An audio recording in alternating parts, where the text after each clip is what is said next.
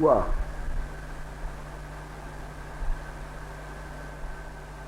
सरकार बुद्ध का ये कृष्ण के उत्तर में कितना अंतर आता है? सरकार काफी है। कोई खास अंतर तो नहीं आया जी नहीं, खाली बुद्ध के अंतर है। तो बुद्ध के अंतर ध्यान पड़ता कि वो कैसे भगवान सगुण रूप में लगा हुआ है और उधर निराकार में लगा हुआ है। नहीं, उन्होंने ये प्रश्न किया ना कि ये दो प्रकार की जो साधना है आपको पाने के लिए, तो ये में आपको कौन उत्तम मालूम होती है? तो उन्होंने कहा कि सगुण उपासना जो है वो थोड़ी सरल है और वो क्लिष्ट है और दोनों जगह मुझको प्राप्त होते हैं। ये में तो कोई संग नहीं।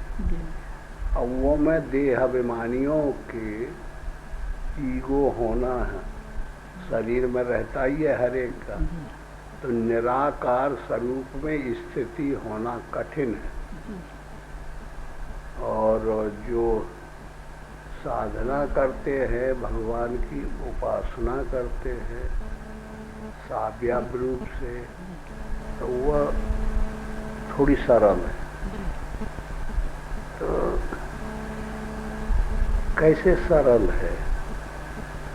वो इंद्रियों में चली जाए और वो साधना होती रहती है। तो मतलब क्या था उनका? जब दोनों प्रकार की साधना को प्राप्त करके एक ही चीज मिलती है, वही रास्ते से जाने से वही जगह पहुंचता है, यही रास्ते से जाने से वही जगह पहुंचता है। ये रास्ते में थोड़े से चोर डाकू ज्यादा लगते हैं, ये रास्ते थोड़ा सा रोड है अच्छा है, ये मतलब है। लेकिन चलना तो दोनों में पड़ेगा।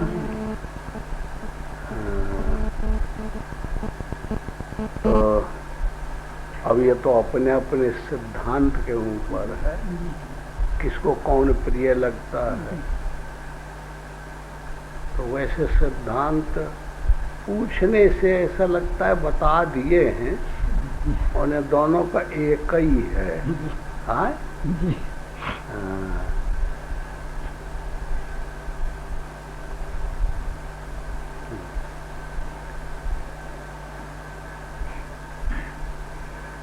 अथ चित्तं समाधातुं न शक्नोषि मयि स्थिरम् अभ्यासयोगेन ततो माम् इच्छाप्तुं धनंजय। और यदि तुम मन को मेरे में अचल स्थापन करने के लिए समर्थ नहीं है, तो हे अर्जुन, अभ्यास रूप योग के द्वारा मेरे को प्राप्त होने के लिए इच्छा कर। स्वयं कहते जा रहे हैं कि तुम अगर ये साधन करने के लिए तैयार नहीं हो तो ये कर, ये नहीं करते हो तो ये कर, ये नहीं करते हो तो ये कर। इसलिए तो स्वाभाविक है कि अलग अलग नीत रहती है, अलग अलग विचारधारा है साधकों की, अलग अलग भावना रहती है। तो इसलिए एक भावना तो रह नहीं सकती।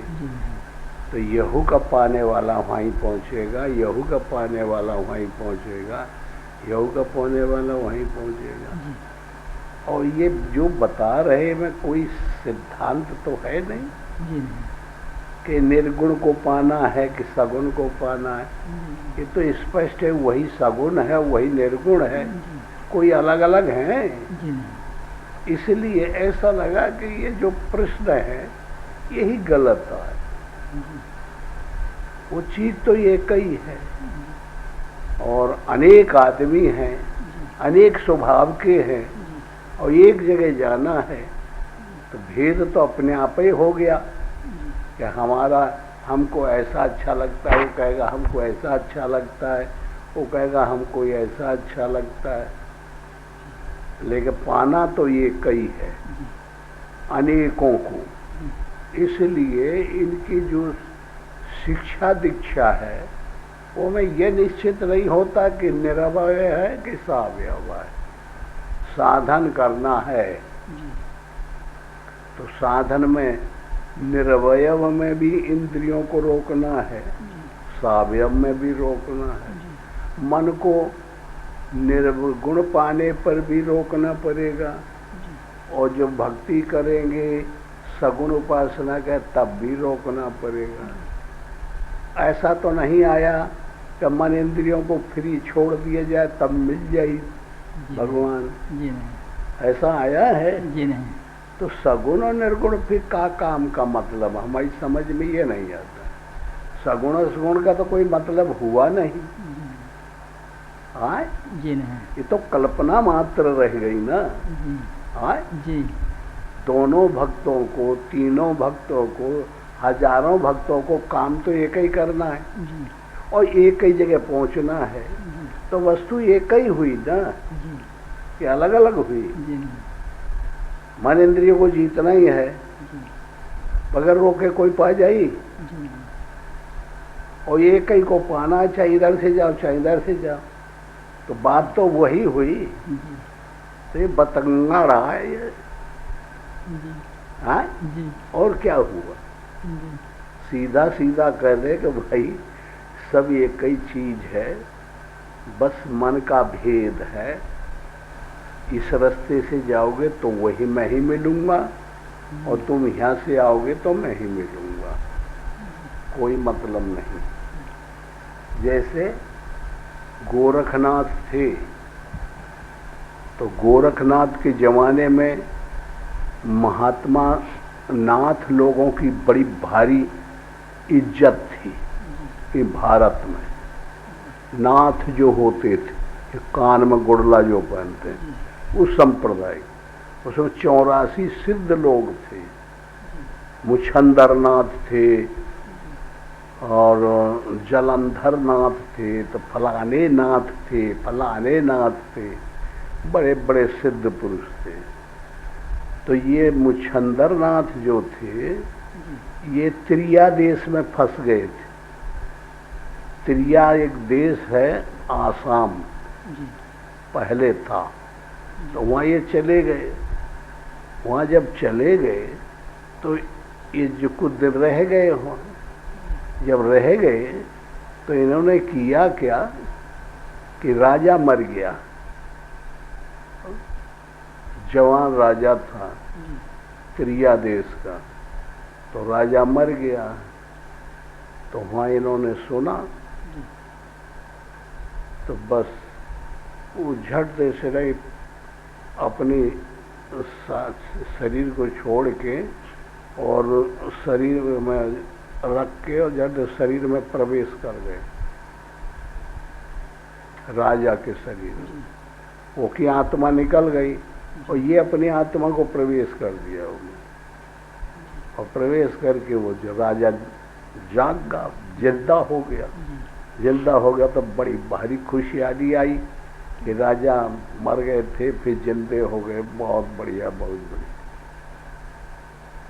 फिर वो रहने लगे।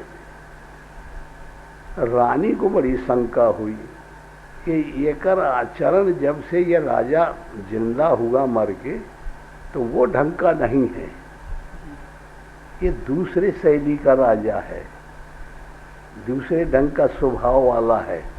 ऐसा लगता है कि कोई दूसरी आत्मा इसके अंदर आ गई है। कि रानी ने अपने ढंग से जांच किया,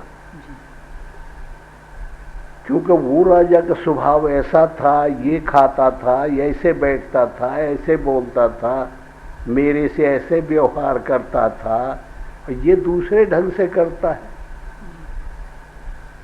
समझ में आया? और ये इसलिए प्रवेश किया कि भाई अब कल्पना थी ये कोई विषय वगैरह की। समझ में आया? तो वहीं रह गया फिर ये। तो जब रह गया तो रानी को रख लिया। रानी से मान गई। तो एक लड़का पैदा हुआ और यहाँ भारत में मानो वो विदेश जैसा माना जाता रहा वो जमाने में। तो यहाँ के महात्माओं ने, गोरखनाथ बड़ा होनहार साधक था, सिद्धि को पाने वाला, योग्य। तो सबके जब समाज जुड़े और कुंभ वगैरह मेलों में जगह जगह जहाँ सभाएं हों, तो ये का लोग दूसरे ढंग से देखें कि तेरे गुरु की तो ये हालत है कि वहाँ ये स्त्री लिए बैठा है और तू क्या बताता है।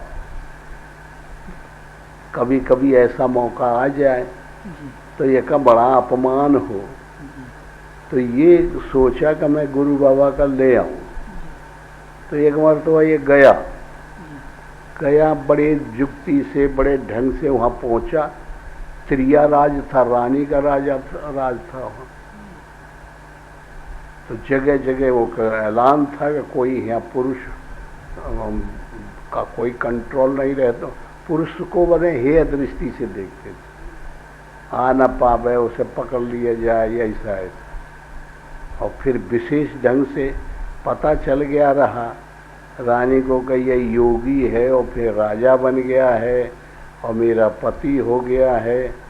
तो ये कोई इसे लेने के लिए ऐसा कोई आए ना है, कोई तरीका ना सोचा जाए। तो इसका बड़ा इलाज करती थी, जगह जगह संतरियाँ रहते थे। तो जब पहुंचा तो बड़ी मुश्किल से ये पहुंच पाया, जगह जगह पकड़ा गया। इसकी बड़ी भारी फिल्म बनी हुई है। तो किसी ढंग से पहुंच गया, मिला, परिचय हो गया, ये गोरखनाथ है, मेरा चेला है, ये गुरु बाबा मुछद्दरनाथ हैं।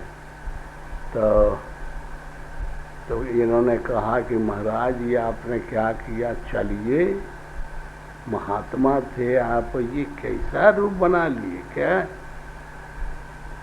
अरे कहे महात्मा बन के देख लिए और राजा हो गए, अब ये हमारा मन था, अब तू कहाँ आ गया यहाँ पर। प्रेम भी किया, रख लिया। तो कह नहीं महाराज चलिए। कह अरे अब नहीं चलेंगे, अब ठीक नहीं। ऐसे इन लोगों में चलता रहा। तो गोरखनाथ ने देखा कि काय में मोह हो गया ये कर। एक लड़का पैदा हुआ तो वही के दिन भर खिलाता था। तो कहे यही में आया। तो लड़का को कहा बोल गोरखनाथ जा इसको टट्टी पेशाब करा ला। तो वह लड़का को मार डाला गोरखनाथ, डंडा घुसेड़ दिया तो मर गया। तो फेंका हुआ। कहीं यही में यह का प्रेम आए। तो हम बदल पे पूछा तो बहुत रोया हुआ, दुखी हुआ। तो मैं करूं क्या, वो अचानक ऐसी घटना घट गई। अब तो हो गया महाराज, 2-3 रोज बाद जब शोक खत्म हुआ कि अब चलिए। नहीं चलेंगे, नहीं चलिए। तो फिर स्त्री से बड़ा झगड़ा हुआ तो वह से मनवा लिया किसी ढंग से। तो फिर सोने की ईंटा बांध लिया। वो मोह हो गया ना कि चलो भंडारा करेंगे तो ये करेंगे। इंडिया में तो कुछ रहा नहीं, पहले ससुर दारिद्र देश तो थे ज़्यादा। तो कुछ बांध बूंद के और पीठी में रख के नहीं, अब फिर चले किसी ढंग से निकाल लाओ। तो कहे बोले देखो एक रास्ता तो यहाँ से पैदल थे, चलते थे, कोई वाहन तो थे नहीं पहले। तो एक रास्ता है तो ये 6 महीना में निकलना पड़ेगा, वहाँ पहुँचना पड़ेगा धीरे धीरे। आसाम से, गुवाहाटी से चल के कलकत्ता होके कहाँ से। और एक ये सीधा है तो ये महीना 1.5 महीना में निकल जाते हैं, पहुँच जाएंगे गोरखपुर, पटना वगैरह। तो कहीं सीधे से चलिए, कहीं सीधे से नहीं चलना है। सीधे से डाकू लगते हैं, चोर लगते हैं, बहुत जंगल ही जंगल पड़ता है। कहते तो हम लोगों का चोर डाकू को क्या करेगा महात्मा। हमारे लिए तो चोर भी वैसा ही है, साहू भी वैसा ही, बेईमान भी वैसा ही है। हम तो बराबर देखते हैं। अरे क्या तू ज्ञान बखान करते हो, समझते नहीं हो, बड़ा भारी ज्ञानी हो गया, सब देखना पड़ता है। तो फिर एक जगह बैठ के मैदान वैदान हो लें, नहा लें तो फिर चलेंगे। एक नाले पर बैठ के सरोवर के किनारे, तो गुरु बाबा मैदान में तो देखे खोल के झोला के हमें कोई बीमारी है, तो देखे तो हमें सोने 2-4 किलो सोना रखा था। तो जर्दे से न उठ सोना निकाल के गोरखनाथ फेंक दिया समुद्र, वो मैं सरोवर कि अब हो गए, अब चोर नहीं लगेंगे। आए नहाए धोए दोनों जने, कहे बोले महाराज चलो अब ये रास्ता चला, 1 महीना जल्दी पहुंचना है, वहाँ हमें बड़ा अपमान लगा है, इसलिए सबके सामने हम ये चाहते हैं कि आप पहुंच जाए। कहे बोला नहीं चल रहा है, इधर ही चला। बोले नहीं नहीं, मैंने जो चोरों से डर था वो निकाल दिया, फेंक दिया, अब आपको कौन डर है? बोला क्या फेंक दिया? अरे कहे वो ससुर फेंक दिया का, क्या जिंदगी भरे की कमाई में ईमान, और हम जो है लेके चल रहे थे, भंडारा करते ये करते, और तुमने ये कहा किया। कहे बोला अरे अंडारे भंडारे तब हम वहाँ हो जाइए, ये में कहा रखा है। कहाँ के मोह माया में पड़ गए, स्त्री से छुड़ाए तो ये में पड़ गए। तो फिर वह जंगली आए, जब वह समझी वो नहीं मिला, तो चोर मिली तो कहा करिए होगा। तो ये हम कह रहे हैं कि दोनों रास्ता बराबर रहे ना, है तो उनके लिए खराब होता है रास्ता जिनके अंदर अटक है, और जिनके उमंग है, और जिनको ज़्यादा मेहनत करनी पड़े तो ओका ज़्यादा डिग्री मिलती है। भगवान प्रसन्न होते हैं कि जो सरल से पहुंच जाए और मेहनत न करे और फिर उसे पा जाए, तो भगवान ओके ज़्यादा इनाम देंगे के ही दिया है। ज़्यादा परिश्रम जो मेहनत करेगा ज़्यादा कठिन से पहुंचेगा। तो ये कहा थे हमारी समझ में नहीं आता, ये शास्त्र में क्या लिखा हुआ है। वो कहे भगवान इतने मूल्यवान हो गए, इतने व्यवसायी हो गए हैं, इतने साधकों पर करुणा करते कि अपने स्वरूप को भूल गए, और बस कहे मैं तो सगुन वाले को ज़्यादा मानता हूँ जो दिन भर ऐसे आरती करता है, और वो कठिन से भी जाए तो वो ठीक नहीं है, सरल से जो हो जाए वो ठीक, और कठिन जो मेहनत किया तपस्या किया वो गलत हो गया। भाई जो कठिन मेहनत करेगा वो कठिन डिग्री पाएगा, जो कम करेगा वो कम पाएगा। पाने में तो एक ही चीज है ना, वही पॉइंट आया समझ में। ये है पंथाई का झगड़ा, इसलिए ये झगड़े में नहीं पड़ना चाहिए। वो भगवान ही सगुण बन जाता है, भगवान ही निर्गुण बन जाता है। वो के झगड़े में हम क्यों पड़े? हमारा काम है चलना ना। वो का मन होगा तो सगुण वहीं निर्गुण से सगुण बन जाएगा, वो का मन होगा तो सगुण से निर्गुण बन जाएगा। कायदा तो यह है कि हमें मेहनत करनी है, तो कौन मेहनत करनी? ज़्यादा मेहनत जो करेगा वो ज़्यादा इनाम पाएगा, ज़्यादा भगवान पाएगा। और मेहनत ज़्यादा करे और कम मेहनत करे जो, वो भगवान को पा जाए। कहते हैं मैं वो पे ज़्यादा खुश होता हूँ। तो हमें लगे था भगवानों गुंजाइश रखने लगे, हाँ न्याय नहीं। आज जब पढ़ो तो आया त्याग से सब, तो त्याग ही तो सब कुछ है ही है। बुद्ध अहंकारियों से त्याग नहीं होगा, और जो हो जाएगा तो वही निरहंकारी है ना। अद्वैष्टांति को प्राप्त हुआ जो पुरुष सब भूतों में द्वेष भाव से रहित एवं स्वार्थ रहित, सबका प्रेमी और हेतु रहित दयालु है, तथा ममता से रहित एवं अहंकार से रहित सुख दुखों की प्राप्ति में सम और क्षमावान है, अर्थात अपराध करने वाले को भी अभय देने वाला है। सब आदत साधकों को खराब कर देते हैं। शंका तो है ही नहीं, वो तो एक ही रास्ता है, एक ही को पाना, एक चलने वाले अनेक हैं। इंद्रियों को रोकना है, मन को जीतना है, सब में समान देखना है, सर्वत्र ईश्वर है, बस उसी में डुबकी लगाना है। एक ही सिद्धांत है, चाहे इसे निर्गुण कह दो चाहे सगुण कह दो। और जो सगुण सगुण कह कह करके आजकल लोग कहने लगे कि भाई हम तो सगुण उपासक हैं, बस भगवान के साथ जब आएंगे तब पैदा हो जाएंगे, हम भी उनका भोग खाएंगे और मजा करेंगे। इसे निर्गुण उपासना अच्छी नहीं है, बस सगुण उपासना ठीक है।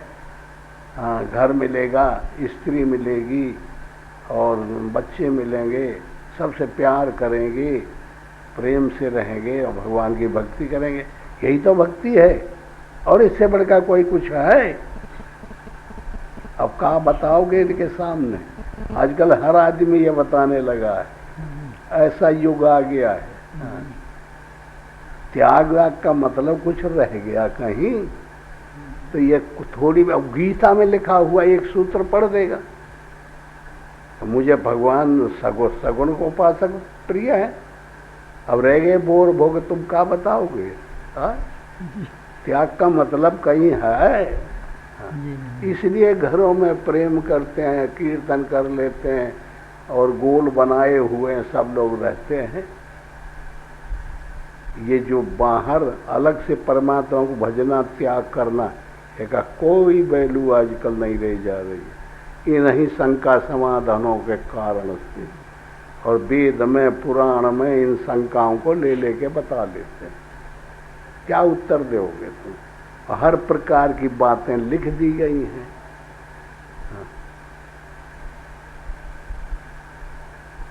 कहते हैं कि यही तो आनंद है भगवान। अच्छा ये बताइए, अगर इंद्री क्यों शरीर में बनाई गई? भोगने के लिए बनाई गई ना, है? तो भगवान का दोष है कि हमारा दोष है या तेरा दोष? क्या बताओगे? इसलिए इंद्रियों के भोग तो होना चाहिए ना, तब जाके भगवान प्रसन्न होते हैं। जो सब भोग के नहीं, फिर भगवान को प्राप्त करें। और जो भोगा नहीं है और फिर त्याग करके जा रहा है तो दोषी है, उसको नहीं मानना चाहिए भगवान। वो भगवान उसको नहीं मिलते हैं। तो क्या बोलोगे तुम लोग?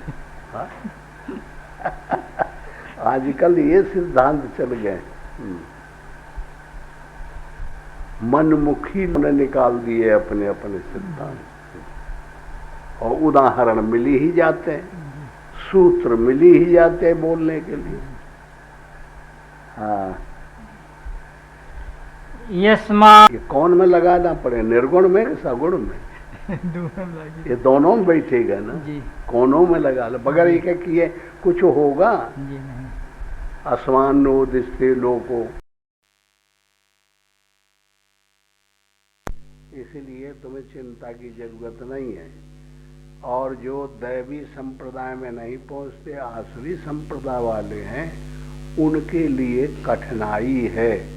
उसमें जो एडमिशन ले लिया है, उस दायरे में, उस बाड़ा में जो प्रवेश कर गया है, तो वह जिधर जाई तिधर बार मिलेगी, निकले न पाई वो बाड़ा से। तो इसलिए तब चिंता का विषय है। इसलिए इधर तो ऐसे बाड़ा में तुम घुस गए हो कि वो में जिधर जाओगे तिधर धक्का लगेगा। तुम कितना रोओगे तो हमसे साक्ष्य देने वाले खड़े हैं, रोना बंद कर देंगे। और जो आसुरी संपत्ति में होता, उस बाड़ा में घुसा होता तो ही कोई ना मिलता, रोते रहते और वहीं भरभटा दे। तो इसलिए मैं जिधर धक्का खाओगे, जिधर भरभराओगे, तिधर कुछ न कुछ मदद मिलती जाएगी। और धक्का खाते खूते उधर ही जाओगे जिधर मैं हूँ। मेरी तरफ खींचा चला जाएगा आदमी। दैवी संपदा का यह सामूहिक गुण है। और आसुरी संपदा का सामूहिक गुण है कि जो नर आसुरी संपदा से सद्गुणों और दुर्गुणों से आश्रित हो गया है, आसक्त हो गया है, जन्म से उसी को एडमिशन ले लिया है, उसी में पैदा हो गया है, उसके लिए बड़ी कठिनता है। वो कैसे निकलते हैं ऐसी बात नहीं है, लेकिन उसमें दिक्कत बहुत बड़ी है। उसमें जब बहुत बड़ा एक्सीडेंट हो, बहुत बड़ा भारी जो है तिकड़मबाजी हो, तभी कोई आत्माएं फिर इसमें आ जाती हैं। और इसकी कोई आत्मा बड़ी कठिनता से किसी समय वो में चली जाती है। जैसे कोई अब श्राप दे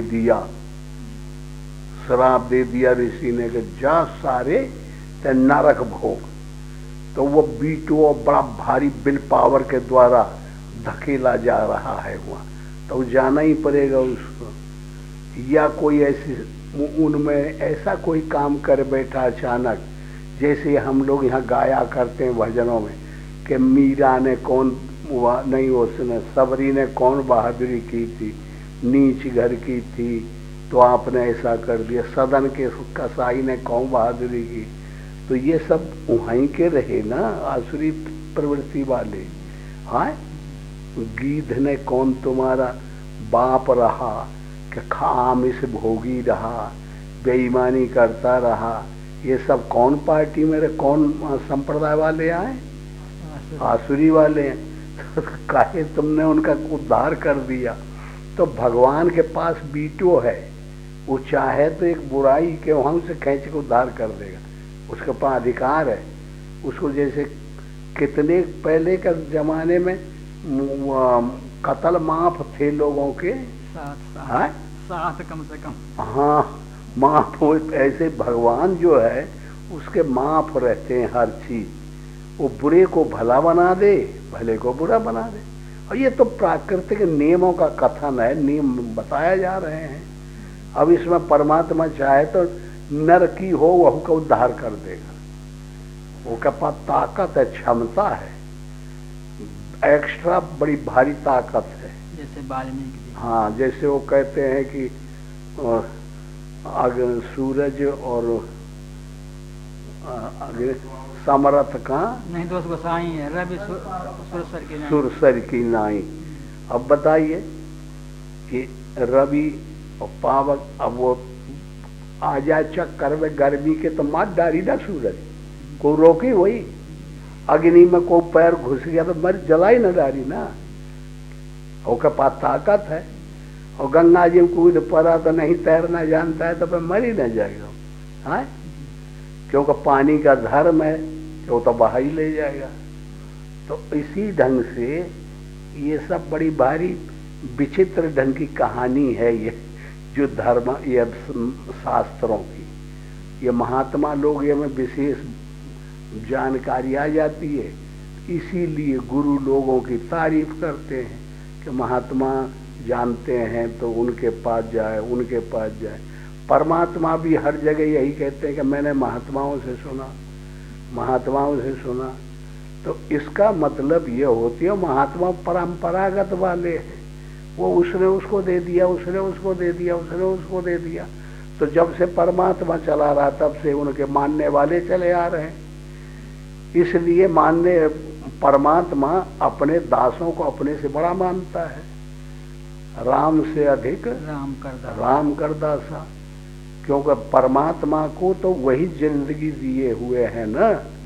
अगर वो ऐसा प्रचार कर देंगे परमात्मा खो जाए तो ऐसा स्वरूप बनाए हुए हैं महापुरुष कि परमात्मा को अजर अमर स्थापित किए हुए हैं। इसलिए अपने पुरखाओं की तारीफ करना परमात्मा का धर्म ही नहीं है ना।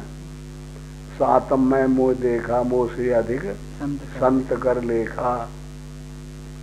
तो बस ऐसे ही हम लोग सीखते सीखते इन्हीं बातों से तो ये समझ आ जाती है।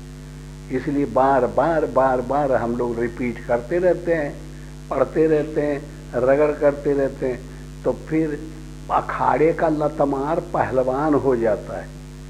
अखाड़े में जो जाता है ना, पहले गधेड़ रहा साथ वो खड़ा करे, अच्छा चल लड़िए कुश्ती ऐसे, तो वो लड़े तो वो कला जंग मारे तो टंगड़ी मारे तो झट गिरा दिया जरा, और वो के पास कुछ नहीं बनता रहा। लेकिन लपटत लपटत रगड़त रगड़त रगड़त मार खात खात वो सबसे अच्छा पहलवान बन जाता है।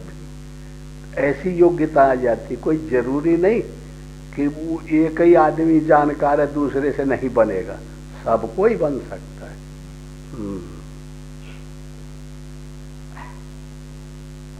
हे अर्जुन, इस लोक में भूतों की सृष्टि यानी मनुष्य समुदाय दो ही प्रकार का है।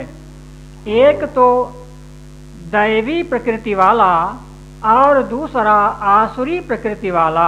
ये दो कुटुंब हैं, ये पृथ्वी में दो जाति हैं, दो शुरू से ही शुरू हुए, एक आसुर और एक दैवी। दैवी जो देने वाले, आसुरी जो लेने वाले। दैव और दानव ये दो प्रकार की दैन हैं।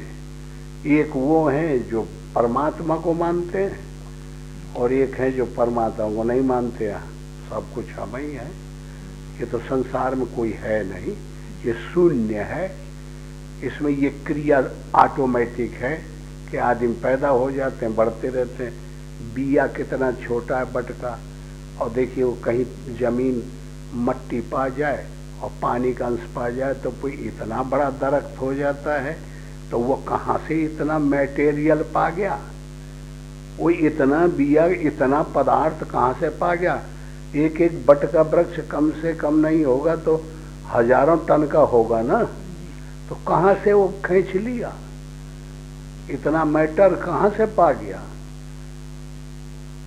तो इसी तरीके से, और फिर वही पदार्थ गिरेंगे जमीन में, उस पेड़ फिर ध्वस्त हो जाते हैं, तो फिर पृथ्वी बढ़ती जाती है ना। उसी को पानी बरसता है तो वही खींच के यहाँ से वहाँ पहुँचा देता है, वहाँ का वहाँ पहुँचा देता है। एक जगह कुआं खोद डालता है, एक जगह टीला बना देता है, एक जगह पहाड़ बना देता है। अब उसमें गर्मी टेम्परेचर है, फ़ारेनहाइट डिग्री हीट है, सेल्सियस है, तो ये गर्म दे दे करके उसी एक मट्टी के ढेला को पत्थर बनाते जाते हैं, और दूसरे जो है तो रांगा बनाते जाते हैं, तीसरे टेम्पर और कम दे करके सिल्वर बनता जाता है, गोल्ड बनता जाता है, हीरा बनता जाता है, तांबा बनता जाता है। ऐसे गर्मी और ठंडी से ये सब होते जाते हैं। ऐसे ऑटोमेटिक सिस्टम है, ऐसे इसका बनाने वाला कोई है नहीं, ये तो वैसे ही है, अपने आप होता है। मनुष्य सबसे श्रेष्ठ है, इसको इस भोग करना चाहिए। ऐसा सिद्धांत आसुरों का है, असुरों का। वो मानते हैं भगवान नाम की कोई चीज नहीं। अच्छा, और भगवान अगर कोई पूजा पाठी और जो दैवी प्रिय करते हैं तो उनसे वो चिढ़ते हैं। इसलिए रावण ने महात्माओं को पिटवाया और क्या क्या किया, और मंदिरों को ये नष्ट किया। अच्छा, ऐसे ही जो है तो वो जो रहा हुआ हिरणाक्ष और हिरणाकश्यप, इन लोगों ने यही किया। फिर वो एक रहे दोनों, कौन इनके भी पहले जलंधर है, और एक वो दोनों मधुकैटभ सबसे पहले के, यहाँ से शुरू हुआ। अच्छा, वो परंपराएं चलती चली जाती हैं। तो ये सब अंदर की बातें हैं, ये बाहर नहीं। ये फिर है पुरानी, चाहे बाहर पैदा हुई हो, वो फिर आदमी, ये सृष्टि ऐसी है कि वो अंश नहीं अंदर चले जाकर ना पेड़ बन गया, और वो उर्वरक पेड़ बन गई, पेड़ से पत्ते बन गए, पत्ते से फिर फल बन गया, फिर बन गया, फिर बदल गया। तो ऐसे वो अंदर की चीज आ जाती है। अब हमारे अंदर जो होगा वो ना शरीर करेगा। हाँ, अंदर जो प्राण बनेगी तो वाणी में आएगी, पहले मन में आती है, फिर वाणी में आती है, फिर कहने में आ जाती है, फिर करने में आ जाती है, फिर कहने में आ जाती है। तो इस प्रकार ये क्रियाएं चलती रहती हैं। इसका नाम है सृष्टि। तो ये दो किस्म की है, ये में दो परिवार हैं। दो कुटुंब हैं, दो शैली हैं, दो संप्रदाय हैं, दो जात की पढ़ाई है, दो जात की शैली है। ये मान्यता खुद भगवान ने दे रखी है, भगवान ने स्वयं दे रखी है। क्यों दे रखी है कि दैव और दानव अगर नहीं होंगे तो दोए के बगैर आनुवांशिक गुण नहीं आएंगे। अब एक में एक पना होता नहीं, एक से एक में एक नहीं बनेगा, इसलिए एक दूसरे के पूरक होना चाहिए। सुबह है तो शाम उसके अपोजिट अपने आप बन के तैयार हो जाएगा। जैसे घड़ी का पेंडुलम है, अगर इतना पूरा वहां तक जब पहुंच जाएगा तो फिर यहाँ तक आ ही जाएगा वो, और जब यहाँ तक आ जाएगा तो उधर जा भाई करी, और यहाँ ना पहुंची तो इधर पहुंची, यहाँ ना पहुंच पाएगा। तो ऐसे ये अनुन्यान्य आश्रय दोष आए, ये हो वही करेगा। जब हमको हंसी आएगी तो रुलाई आ वही करेगी, और जब रुलाई आ गई है तो हंसाई आ वही करेगी। ये नियम है। असत्य है तो असत्य हो वही करेगा, बगैर असत्य के सत्य के प्रतीति नहीं होगी, बगैर झूठ के ईमानदारी या ज्ञान ही नहीं होगा, बगैर मरे के जिंदगी का कोई मतलब ही नहीं होगा। इसलिए जिंदगी का मतलब ही है मरण, और मरण का मतलब है जिंदगी। दुख का मतलब है सुख, और सुख का मतलब है दुख, एक दूसरे के पूरक है। अगर रात न हो तो दिन आएगा, दिन न हो तो रात आएगी, इसलिए एक दूसरे के पूरक है। ये अनुन्यान्य आश्रय दोष है, इस पर ये सृष्टि चलती है। इसलिए मैं ये इनका मूल दो परिवार, इसी को गीता में पहले कह दिया ना, शुक्र पक्ष और कृष्ण पक्ष। इसी को कह दिया कि भाई आसुरी प्रवृत्ति और दैवी प्रवृत्ति। इसी को कह दिया है कि भाई वो देवयान पितृयान, हाँ देवयान पितृयान और पितृयान, उत्तरायण और दक्षिणायन उत्तरायण। इसी को कह दिया कि सकाम और निष्काम। बस सब चीज थोड़ा थोड़ा बदलाव लेके ऐसे बनते चले जाते हैं, तो ये समझ में आ जाते हैं। और परमात्मा इसमें दो का झगड़ा करने के बाद में वो अलग खड़ा हो गया। अब ये दोनों ऑटोमेटिक हो गया, काल बाधित है नहीं, काल अबाधित हो गया। ये बस निरंतर चलता रहेगा, निरंतर चलता रहेगा। और वो अलग खड़ा है, वो ये कला जानता है इसकी, इसलिए वो अलग हो गया। और लोगों से कहता है कि कला तू लोग सब सीखो, तो मेरे में आते जाओगे, इससे मुक्त हो जाओगे, इसमें नहीं जाओगे। और जो नहीं जानेगा तो सर्कुलेशन में बढ़ता चले, आता रहेगा, चलता रहेगा। और इसको जान जाओ तो जहाँ जाने तहाँ तुमसे ये भिन्न होकर के और मेरे को प्राप्त करा देगा। और न जानने से ये पीसता रहेगा। चलती चक्की देख दिया कबीरा रोए, हाँ दो पाटन के बीच में साबत बचा न कोय। ये दो यही पाट आए, इनके बीच में सब पिस जाता है, बुरा भला जो भी हो। और जो इन पाटों को समझ लिया और इसके रहस्य को अंतर जगत से जान गया तो ये अपना काम करेगा। जानने वाला वो में मिल जाता है, जो अलग कोई चीज खड़ी हुई है, जो इतना निर्लेप है कि इसमें आ जाती है और फिर ये पीस नहीं पाती।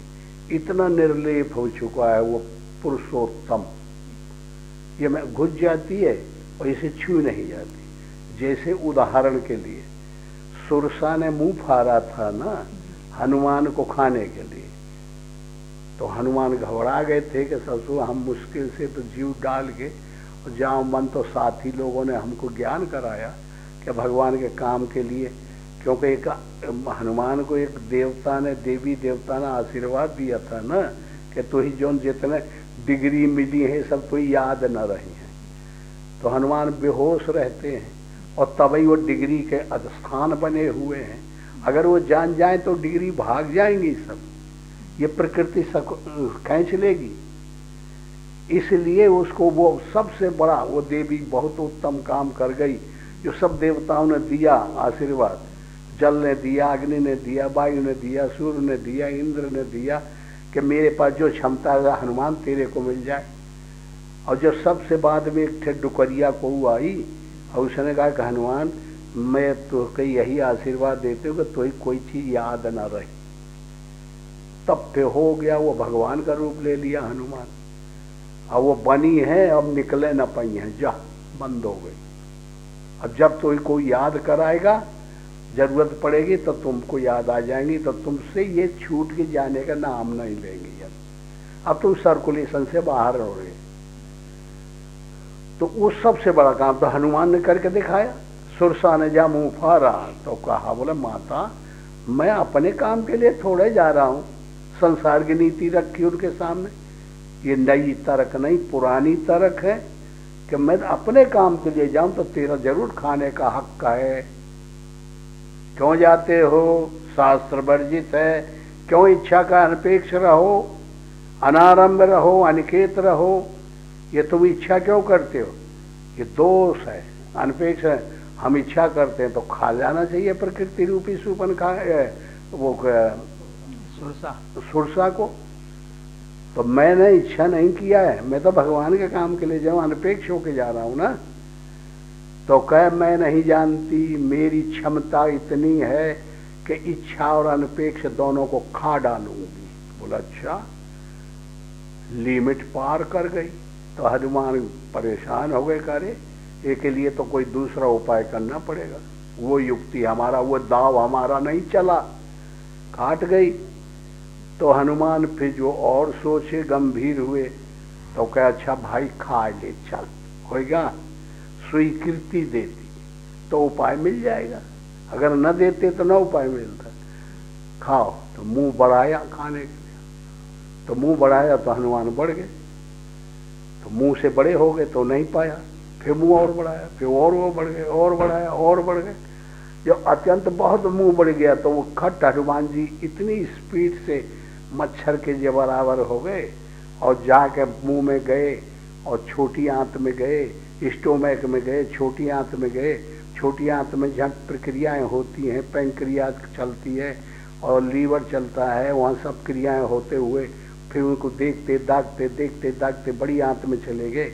बड़ी आंत में हो गए, घूम घाम करके निकल के ना आगे हाथ जोड़े खड़े हो गए इतनी स्पीड से, क्योंकि इतना मुंह फट गया रहा कि जब तक वो आप बंद होए तब तक वो सब काम करके बाहर निकल के खड़े हो। ये उपाय जिसके पास हो जाए वो माया को उल्लंघन कर जाएगा, क्योंकि माया इसको जानती नहीं है, इसलिए परमात्मा को पकड़ में नहीं ला पाती, इतना बारीक है। हाँ, तो बस तो फिर हार गई, सुरसा हार गई और हनुमान जीत के हार के नहीं जीत गया और सुरसा जीत के हार गई। समझे? ऐसी हार होती है, ऐसी जीत होती है। और फिर हनुमान जी भगवान का नाम लेके आगे निकल गए। तो हनुमान कहते हैं वैराग्य को, वैराग्य हमारे अंदर ऐसा हो कि संसार रूपी समुद्र को और तर जाए। शरीर की जो प्रशक्ति माया है सुरसा, शरीर में रहने वाली असूर वाली, उसको हम ऐसे हरा दें। और सूक्ष्म शरीर वाली जो सांख्य की है, जो पानी में रह के परछाई पकड़ के खींचती थी, संकल्प पकड़ खींचती, उसको हम मार डालें। जब आगे जाते हैं तो वो सूक्ष्म वाली मिलती है, तो वो क्या करती है, परछाई पर खींच लेती है कि दूसरे विषय की कल्पना कर रहे हैं, हम भजन कर रहे हैं। और वो वेव आया, आकाश में दौड़ा ना संकल्प वेव, तो वो हमारे ब्रेन में घुस गए, तो हमारी कल्पना हो गई, तो हमने जाके विषय कर दिया, तो मर गया हनुमान। हाँ, यही विद गगन चर खाई, सदैव वो राक्षसी और संकल्प से पकड़ पकड़ के साधकों को खा डालती थी। सोई छल हनुमान से कीना, ताय मारे मारुत सुत बीरा, बारिद पार गए मत धीरा। निकल गया, संकल्प काट दिया कि मेरा संकल्प नहीं है, ये किसी दूसरे का बेव है, हटा। फिर निकल गया। फिर तीसरी कारण की प्रशक्ति कहाँ मिलती है? लंकिनी। 3 देह है ना, और तीनों प्रकृति के क्षेत्र है। और हमारा एग्जाम ले सकती है जाने वाले का, जो इनका त्याग करके भगवान की तरफ जाना चाहता है। तो लंकिनी मिली, तो उसका काम है कि जिसमें चोर जो इससे चोरी करके निकलना भागना चाहता है, उसको लंकिनी रोकेगी ना। ये ब्रह्मा ने उसको खबर दिया था, कहा मुझको ब्रह्मा ने पहरेदारी पर रख दिया, करे कहाँ जा रहा है चोर, मशक का रूप धारण के जा रहा तो पता लगा ले। तो हनुमान देखा, आक किया ना, धक्का मारा एक मुक्का तो जटे का जवड़ा टूट गया, तो माँ खून है, खून निकल पड़ा।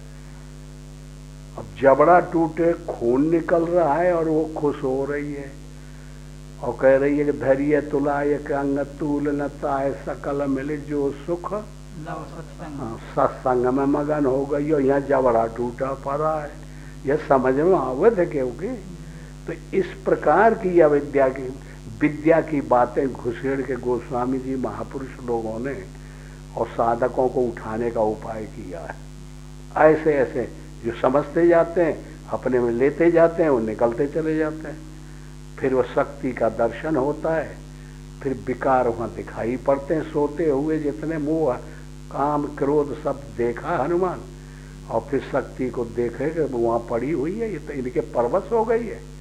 फिर उपाय खोजा, तरीका खोजा, फिर शरीर को त्याग कर दिया। ये शरीर रूपी लंका, आशक्ति रूपी लंका शरीर में आशक्ति है। फिर इसको जला डाला, त्याग किया। त्याग से जो है पाप अब जल गए, अंदर के जो खराबियां थी। और फिर जाकर के नहीं, और फिर सीता से प्रणाम किया और कहा, बोले वह चीना दे दो जो राम ने दिया था, बस मैं अभी आपको ले जाता, लेकिन अभी ये पूरी प्रक्रिया हुई नहीं है। पूरी जो भगवान ने लीला करना है वो स्वयं आएंगे तभी ले जाएंगे। तो आप एक चीना आपको दे दीजिए जिससे भगवान ये मान जाए कि हाँ सही में हनुमान गया था और सही बोल रहा है। तो जूड़ा निकाल के ना अनेक जन्म की जानकारियां बांध के हनुमान को दे दी। तो वह जानकारी भगवान को वहां दे दिया, तो प्रतीत हो गई राम ने कि भाई ठीक, ये तो पता लगाया, वाह हनुमान। तो हनुमान के ऋणी हो गए। सीता ने कहा, हनुमान मैं तुमसे ऋण, ये ऋण नहीं चुका सकती। राम ने कहा कि हनुमान मैं तेरे को ऐसा ऋणी हुआ हूं कि तेरा ऋण मैं कभी चुका नहीं सकता। अब बताइए, अब रामायण के ये सबसे उत्तम पात्र हैं, सीता, राम, भरत, और तीनों को ऋणी बना दिया। तो वैराग्य है, यह त्याग है, त्याग की महिमा है। संसार तो त्याग रूपी तलवार से काटा जाता है, आया है ना। हाँ, त्याग होना चाहिए। और अनुराग है, अंगद चरण कमल चापत विधिनाना, हाँ अंगद हनुमान, बड़े भागी चरण कमल चापत विधिलाना। अंगद कहते हैं ये अंग शरीर गदगद हो जाए, अनुरागित हो जाए, अश्रुधारा आ जाए, रोमांच खड़ा हो जाए, इतनी अनुराग में पूरित होना चाहिए। और वो कंटिन्यू बन जाए, वो हनुमान हमेशा रहने लगे। और कभी कभी आता है तो अंगद, और जो लगातार बन जाए तो हनुमान। ये दो बंदर ब्रह्म ज्ञान की जरूरत है, तब फिर सब ठीक हो जाएगा। अच्छा, ओम श्री सद्गुरुदेव भगवान की जय।